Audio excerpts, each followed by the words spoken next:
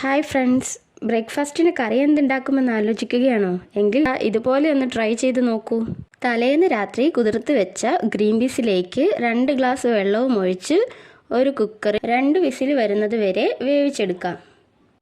ഈ ടൈമിൽ ഒരു ചീനിച്ചട്ടിയിലേക്ക് കുറച്ച് വെളിച്ചെണ്ണ ഒഴിച്ച് കടുകിട്ട് പൊട്ടിച്ചെടുക്കാം. ഇതിലേക്ക് ഒരു ചെറിയ സവോളയും ഒരു പച്ചമുളകും ചേർത്ത് കൊടുത്ത് വഴറ്റിയെടുക്കാം.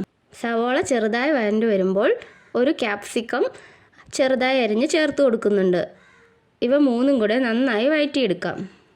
1 ടേബിൾ സ്പൂൺ ഇഞ്ചി വെളുത്തുള്ളി ചതച്ചതും കുറച്ച് കറിവേപ്പിലയും കൂടെ ചേർത്ത് കൊടുക്കാം.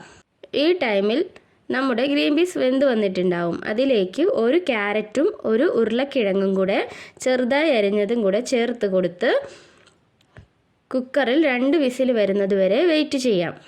വഴറ്റി വെച്ചിരിക്കുന്ന സവോളയിലേക്ക് 1/4 ടേബിൾ സ്പൂൺ മഞ്ഞൾപ്പൊടി, 2 ടേബിൾ സ്പൂൺ ചിക്കൻ മസാലപ്പൊടി, 1 ടേബിൾ സ്പൂൺ മല്ലിപ്പൊടി, 1/2 ടേബിൾ സ്പൂൺ ഗരം മസാലപ്പൊടി, എരിവിനാവശ്യമായിട്ട് കാശ്മീരി മുളക് പൊടിയും കൂടെ ചേർത്ത് കൊടുത്ത് നന്നായി വഴറ്റിയെടുക്കാം. ഇതിലേക്ക് ഒരു അരപ്പ് തയ്യാറാക്കിയെടുക്കാം. അതിനായി 1 കപ്പ് തേങ്ങയും അതിലേക്ക് 1/4 ടേബിൾ സ്പൂൺ പെരുംജീരകവും കൂടെ ചേർത്ത് നന്നായി അരച്ചെടുക്കുക. വേവിച്ചെടുത്ത ഗ്രീൻ പീസും ക്യാരറ്റും കിഴങ്ങുമൊക്കെ നമുക്ക് വഴറ്റി വെച്ചിരിക്കുന്ന സവോളയിലോട്ട് ചേർത്ത് കൊടുക്കാം. അതിലേക്ക് നമ്മൾ അരച്ച അരപ്പും കൂടെ ചേർത്ത് നന്നായി ഇളക്കി തിളപ്പിച്ചെടുക്കാം. തേങ്ങയ്ക്ക് പകരം 1/2 കപ്പ് ഫ്രഷ് ക്രീം ചേർത്ത് കൊടുത്താലും മതിയാകും.